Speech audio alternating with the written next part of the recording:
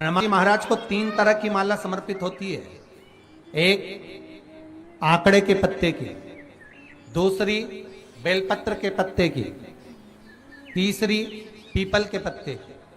ये 3 तरह की माला जब हनुमान जी महाराज को समर्पित होती है, आंकड़े की माला महाराज एक अवतार श्री हनुमान जी महाराज। हनुमान जी महाराज को 3 तरह की माला समर्पित होती है।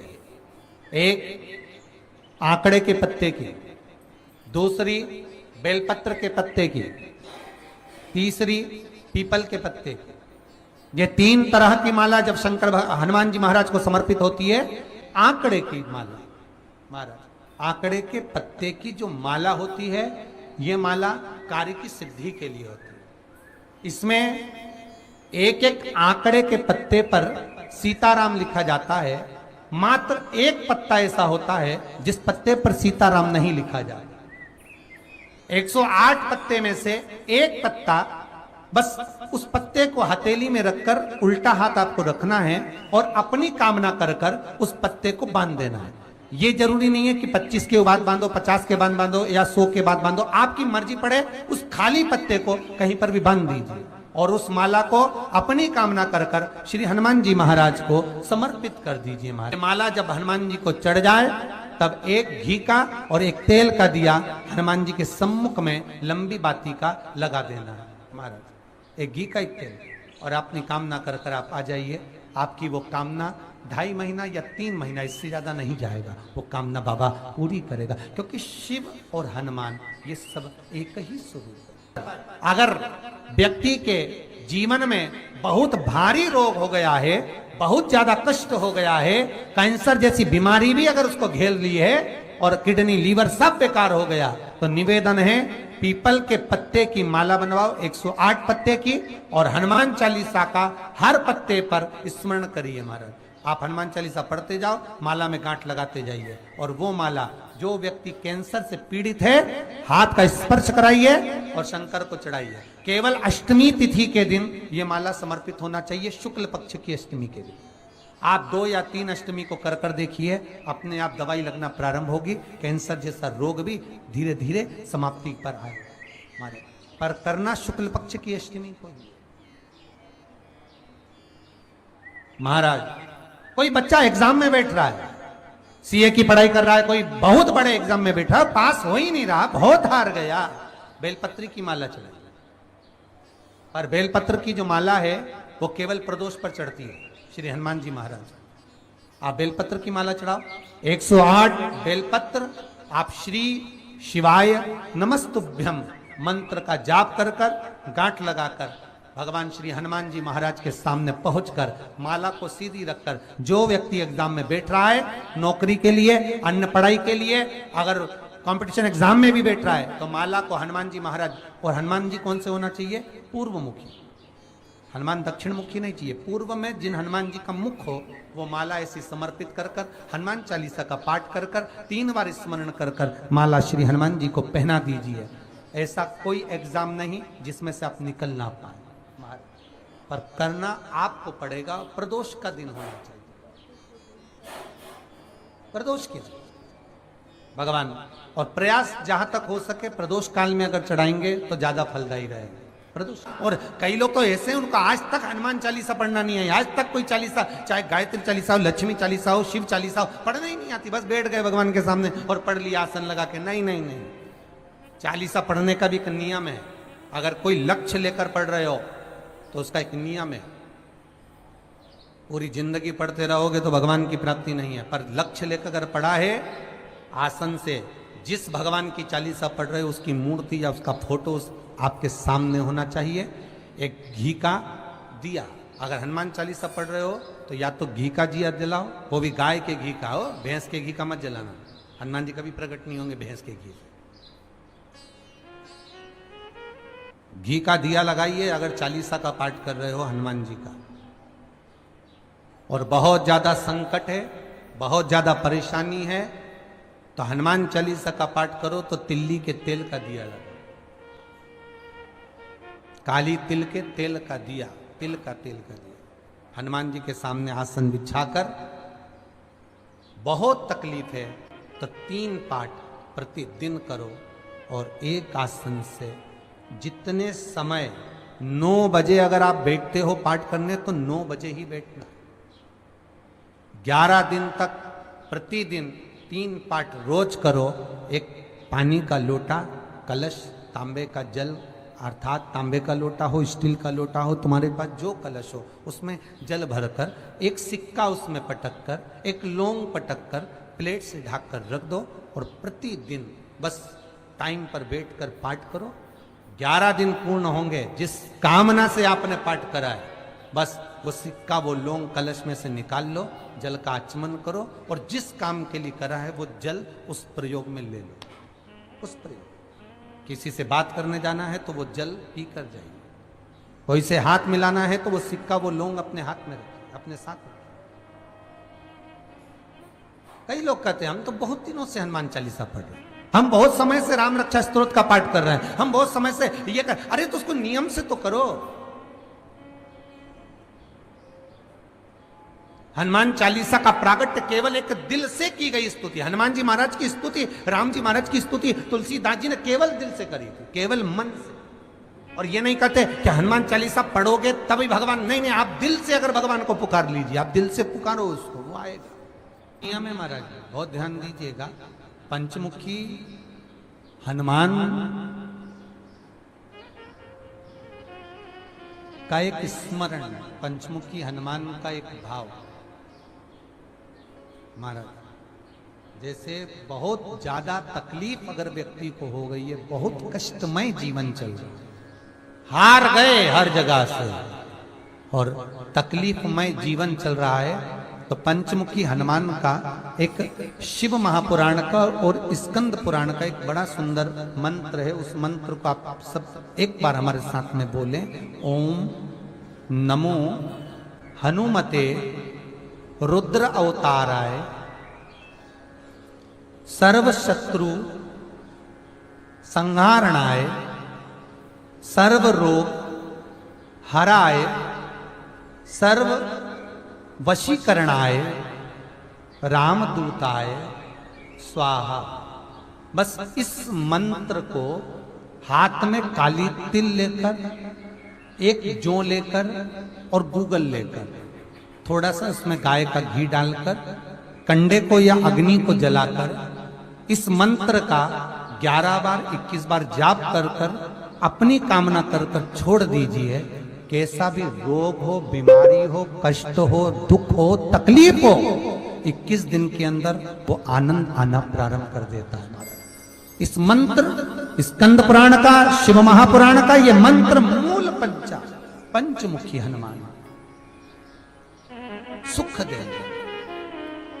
और एक और चीज याद रखिए महाराज, यदि कोई काम के लिए जा रहे हो, कोई व्यापार के लिए जा रहे हो या नौकरी करने के लिए जा रहे हो और लगी नहीं रही, बहुत तकलीफ पा रहे हो, सर्विस ही नहीं लग रही, बहुत कष्टमय हो गया, तो निवेदन करूंगा 5 पीपल के पत्ते पर बेसन के 5 लड्डू घर में बने हुए, गाय के घी के 5 लड्डू रख लो। उस लड्डू के बीचों बीच एक आटे का दिया और उसमें तिल्ली का तेल डालकर इसी मंत्र का प्रयोग कर कर पंचमुखी हनुमान का किसी भी हनुमान के मंदिर में जाकर, दक्षिण मुखी हनुमान के मंदिर में जाकर उसको रख कर आ जाइए। इसके बाद आप उस काम के लिए जाइए, आपका काम सफल हो जाएगा। आपको किसी को नहीं कहना पड़ेगा कि हाथ जोड़ना नहीं पड़ेगा, किसी के पांव नहीं पड़ना पड़ेंगे, तुरंत काम होगा। बस इस मंत्र का स्मरण कर कर पंचमुखी हनुमान का भूतेश्वर जो मंत्र है वो सुख देने वाला, आनंद देने वाला, सहज नहीं महाराज, सुख की खान है, आनंद की राशियां में। महाराज आप कोई बहुत बड़ा काम करने जा रहे हो, बहुत बड़ा यज्ञ अनुष्ठान, विवाह, शादी आदि आदि फंक्शन करने जा रहे हो, 4 दिन 8 दिन के लिए आप घर से बाहर जा रहे हो और आपको लगता है कि घर में ताला कैसे लगाएं, तो निवेदन है एक तांबे के कलश में जल भर लीजिए और जल भरकर उसमें थोड़ी सी काली तिल डाल दीजिए, भूतेश्वर शिव का नाम लेकर। कौन से शिव का? भूतेश्वर, शमशानवासी भूतेश्वर शिव का नाम लेकर काली तिल डाल दीजिए, कलश को प्लेट से ढक दीजिए, घर के किसी भी भाग में उसको रख दीजिए। उसके बाद आप चले जाए। किसी की सामर्थ्यता नहीं है कि उस घर में कोई पांव रखे। किसी की सामर्थ्यता नहीं है। और अगर कोई भूले से पांव भी रख दिया तो 22 दिन या 21 दिन के अंदर उसको, जैसे लोगों को हवा आती है ना, बस उसको चक्कर आना चालू हो, बाल खोल खोल के घुमा मिलेगा। शास्त्र प्रमाण करता है हमारा भूतेश्वर शिव। ये कलश जो होता है ना, जल का जो पात्र होता है, ये साधारण नहीं होता, सहज नहीं होता महाराज। जैसे आज आपने मेरी लाज रखी, रक्षा करी और किसी को आने नहीं दिया, विनती स्वीकार करना। आपका जल पात्र भूतेश्वर के नाम से काली तिल से जहां रखा जाए, उस ग्रह में कोई प्रवेश ना कर पाए। शिव जी ने वचन दे दिया, मेरी चंडियां 64 योगनियां, डाकनी, पिशाचनी, चुड़ैल और भूत इस कलश के विराजमान होते ही सर्वस्व फैल जाते हैं। फिर अंदर कोई नहीं आ सकता, भीतर प्रवेश नहीं हो सकता। जिसकी फैक्ट्री नहीं चलती हो, प्रॉपर्टी की आप खरीदारी बेचादारी करते हो, प्रॉपर्टी से जुड़ा हुआ काम करते हो, या लोहे से जुड़ा हुआ करते हो, या फैक्ट्री आदि का कर्म करते हो, कोई मैन्युफैक्चरिंग करते हो, वो नहीं चल रहा, तो हनुमान जी के उल्टे पांव का सिंदूर लीजिए और हनुमान जी के दूसरे नंबर के भाई गतिमान का नाम लीजिए। किसका नाम लेना है? गतिमान।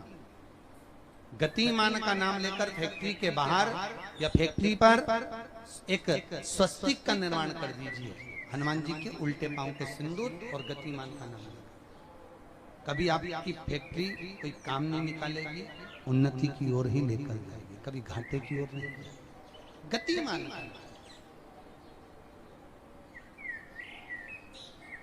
रतिमान, केतुमान, मतिमान, ये जितने भी नाम है हनुमान जी के भाइयों के, ये सब कल्याण करते, एक एक नाम कल्याण करते हमारे। एक यदि बच्चे को सर्दी ज्यादा होती है, निमोनिया ज्यादा होता हो, ठंडा का कोटा ज्यादा रहता हो, तो पीपल के 5 पत्ते महाराज उस पे घृत लगाकर हनुमान जी के तीसरे नंबर के भाई व्रतिमान का नाम लेकर, व्रतिमान का नाम लेकर बच्चे की छाती पर एक वस्त्र से उसको बांध दीजिए, रात्रि भर बंधे रहने दीजिए महाराज। तो बस एक बार बांधना है, उसके बाद सर्दी का कोटा नहीं रहता, बच्चा स्वस्थ अपने आने। हनुमान जी महाराज के जितने भी भाई हैं, सबका आनंद सुख सिद्धि मालूम है? अरे जल्दी बोलो, नहीं मालूम? लिखना चालू करो वापस। अष्ट सिद्धियां, पहली अणिमा, पहली कौन सी है? अणिमा। दूसरी महिमा, तीसरी गरिमा। अष्ट सिद्धियों में पहली अणिमा, दूसरी महिमा, तीसरी गरिमा। ये हनुमान जी महाराज की जो अष्ट सिद्धियां हैं, इन सिद्धियों के लिए आपको ज्ञात होना चाहिए, हनुमान जी महाराज के जब घर में तुम रोज हनुमान चालीसा का पाठ करती हो, आज एक दिन हो गया, कल दूसरा दिन हो गया, तीसरा दिन हो गया, कैलेंडर में जो पंचांगो कैलेंडर हो, उस कैलेंडर में एक निशान बनाकर रखो कि आपके 108 जब पाठ पूरे हो जाएं, तब 108 बाती आप हनुमान जी महाराज की इन अष्ट सिद्धियों के नाम से लगा दीजिए। जिंदगी में आपका कभी बाल बांका नहीं हो सकता और आपकी उन्नति को कोई रोक नहीं सकता, ये पक्का है। अष्ट सिद्धियां, नवनिधियां, 108 जब हनुमान चालीसा के पाठ हो जाए। और कभी कभी व्यक्ति के जीवन में ऐसा भी होता है कि भाई उसको बहुत तकलीफ आ जाती है कि मेरी दुकान नहीं चल रही, व्यापार नहीं चल रहा, मेरे साथ अच्छा नहीं हो रहा, मेरे को तकलीफ आ गई, शनि बढ़ गया, ये हो गया, ढैया हो गया, 7.5 हो गया, बड़ा तकलीफ, कहीं गिर रहा, कहीं पड़ रहा, तो उस व्यक्ति को 108 पाठ एक साथ कर लेना चाहिए। आज बैठा सुबह से शाम तक में 108 पाठ करके और फिर ये अष्ट सिद्धियों की बाती लगा दे। अष्ट सिद्धि पर अष्ट सिद्धियों की जो बाती लगती है घृत में है, घी घृत, अष्ट सिद्धि। तो ये बाती, तो पहली अणिमा सिद्धि, दूसरी महिमा, तीसरी गरिमा, चौथी लघिमा, चौथी है लघिमा, पांचवी प्राप्ति, पांचवी क्या है? प्राप्ति। छठी प्राकंभ, छठी है प्राकंभ, सातवीं है ईर्ष्यत्व, ईर्ष्यत्व, और आठवीं है वशिष्ठ, आठवीं है वशिष्ठ। ये हनुमान जी महाराज की 8 सिद्धियां और 9 पूरी हनुमान चालीसा की एक एक चौपाई में एक एक चीज से एक एक बीमारी का इलाज है, एक एक बीमारी का महाराज हनुमान चालीसा की एक एक चौपाई से एक एक बीमारी।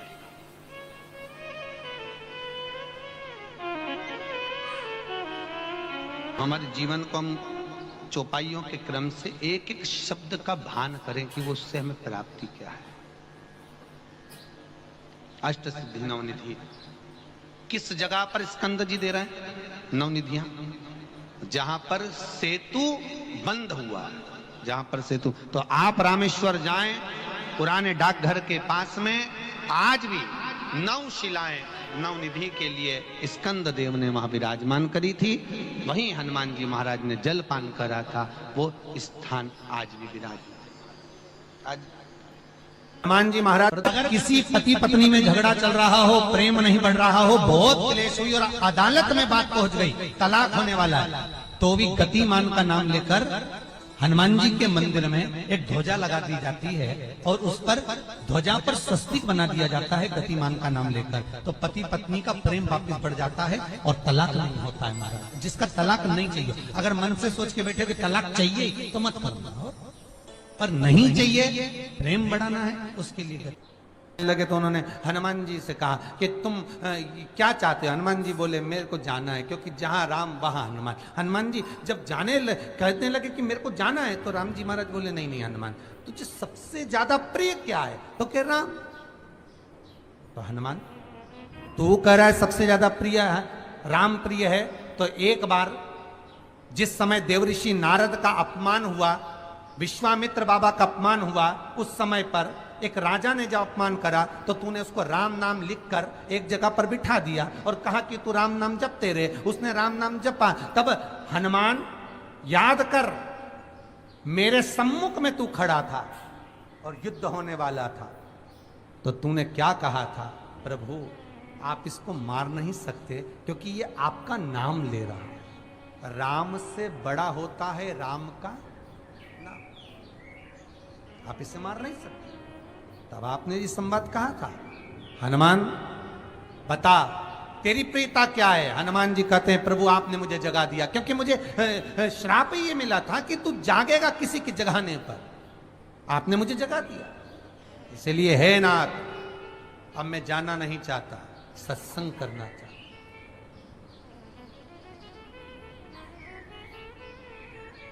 श्री राम जी का चरित्र, अब मैं सत्संग करूंगा, भजन करूंगा, नाम जाप करूंगा। पर राम जी जानते हैं हनुमान से, कहा हनुमान मेरा जाने का समय आ गया, मुझे तो जाना पड़ेगा ना। सीता पृथ्वी में चली गई, मुझे भी जाना है, मैं सरयू के जल में अपने प्राणों को त्यागूंगा, मानव का शरीर है इसको त्यागना तो पड़ेगा ना हनुमान। हनुमान जी बोले तो त्याग दो, त्यागने में क्या दिक्कत है, त्यागो आप। पर दिक्कत एक बहुत बड़ी है। तो राम जी ने जैसी कहा दिक्कत बहुत बड़ी है, तो हनुमान जी पूछे ऐसी कौन सी दिक्कत है? हनुमान जी के शब्द सुने तो राम जी बोले, जब जिस समय पर तुम सूर्य को निगल गए थे, इंद्र को क्रोध आया था और इंद्र ने तुम पर वज्र का जब प्रहार करा था, जब वज्र का प्रहार इंद्र ने करा तब तुम्हारा नाम हनुमान हुआ। तब सारे देवी देवताओं ने तुम्हें वर प्रदान करा। उस जगह पर यमराज भी खड़ा था, तो यमराज ने तुम्हें वर दिया था कि जहां हनुमान होगा वहां यमराज नहीं होगा। अब दिक्कत यह है कि मुझे प्राण त्यागना है और तू मुझे 1 मिनट के लिए नहीं छोड़े, तो यमराज आएगा कैसे? दिक्कत वहां अड़ी पड़ी।